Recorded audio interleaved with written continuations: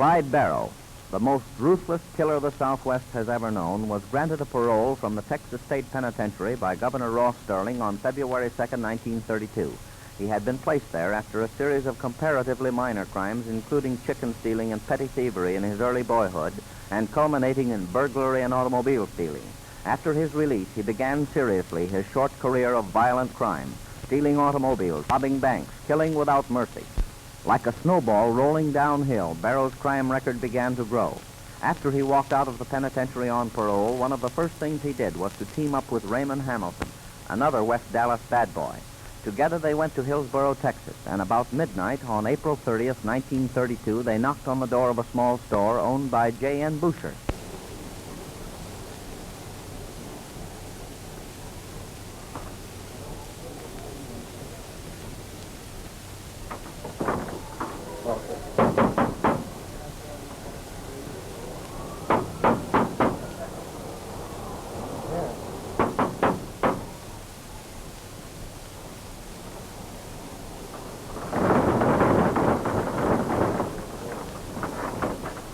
What do you want? I'll get some guitar strings. Come on in.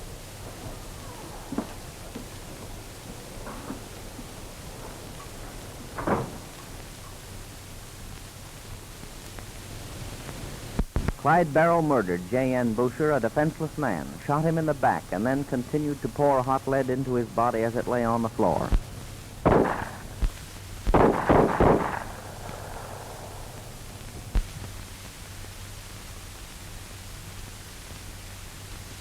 This was Clyde's first murder, and after this first taste of blood, 12 men went down to their death from Clyde Barrow's gun.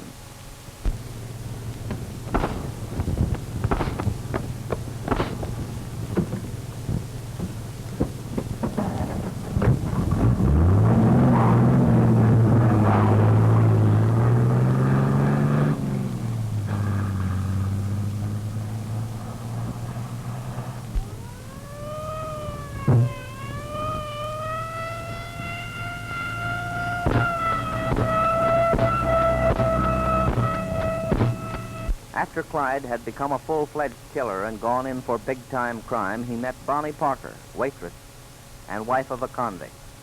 What attracted this strange pair to each other will never be known.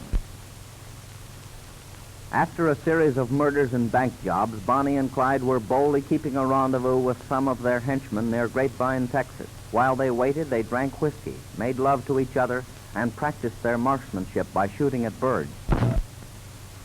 Presently, 2 state highway patrol officers sighted the pair. They decide to investigate. They approach Bonnie and Clyde totally unaware of their identity.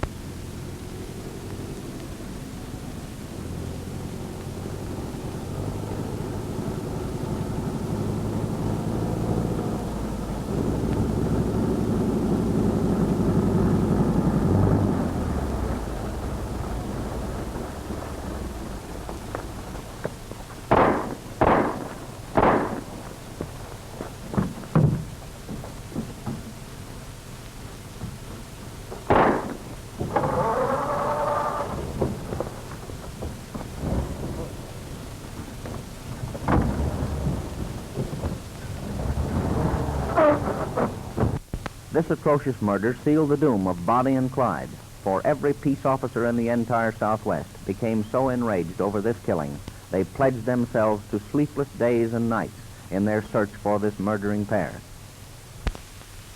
This untiring search finally brought the officers who were detailed to concentrate all of their efforts day and night to the apprehension of Bonnie and Clyde to a spot on a gravel road in the state of Louisiana. For 3 days and nights, these officers lay in wait on this road, but Bonnie and Clyde were wary. There is a sort of a tradition among peace officers of Texas that Barrow was possessed of some sixth sense, like a wild beast, which foretold of danger. But on this morning, this sixth sense did not serve to warn him of their presence.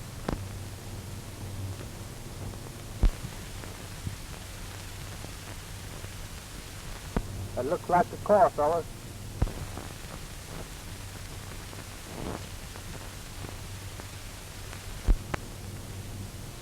That's him for sure, I'll guarantee you. Get ready now.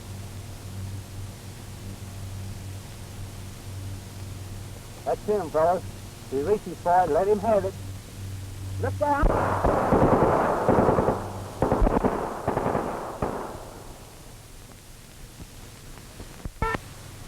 Death is at the steering wheel.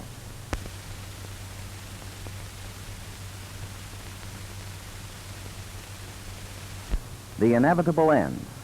Retribution. Here is Clyde Barrow and Bonnie Parker, who died as they lived, by the gun. Bonnie is seen leaning against Clyde. Clyde was a master gunman. Seldom did anyone ever live when Clyde got the first shot.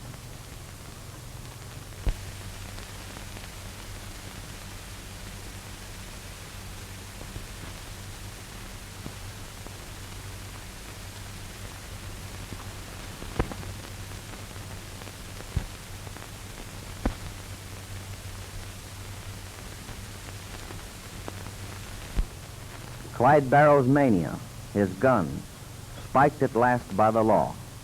2 sawed-off shotguns, 2 machine rifles, 10 automatic pistols, and 1,500 rounds of ammunition.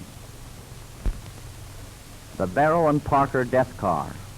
Every one of these holes was made by the steel-jacketed bullets from the high-powered rifles in the hands of the officers.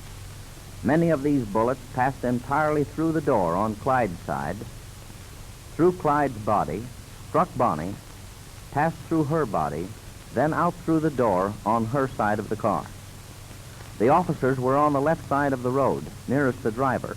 This explains the fact that Bonnie's body had more bullet holes than Clyde's.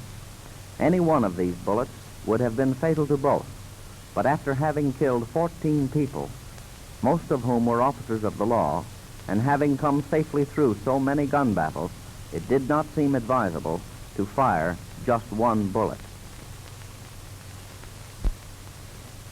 Some of the personal effects of Clyde and Bonnie. Vanity, thy name is woman. Bonnie's case contains many of the feminine aids to beauty. Really a pretty girl, Bonnie was found at the time of her death to have had a new permanent wave. Her fingernails were clean and prettily manicured, as were Clyde's, which was probably due to Bonnie's influence.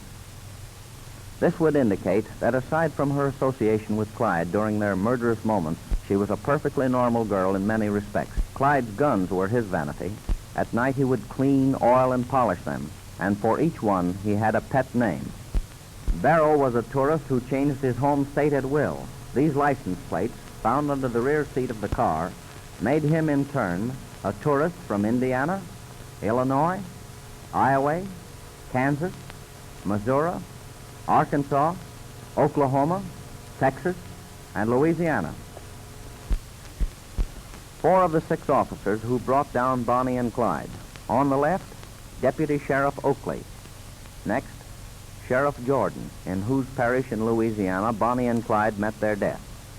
Next to Sheriff Jordan is Deputy Sheriff Bob Alcorn of Dallas County, Texas, upon whose shoulders rested the tremendous responsibility of positively identifying Bonnie and Clyde as they came down the road.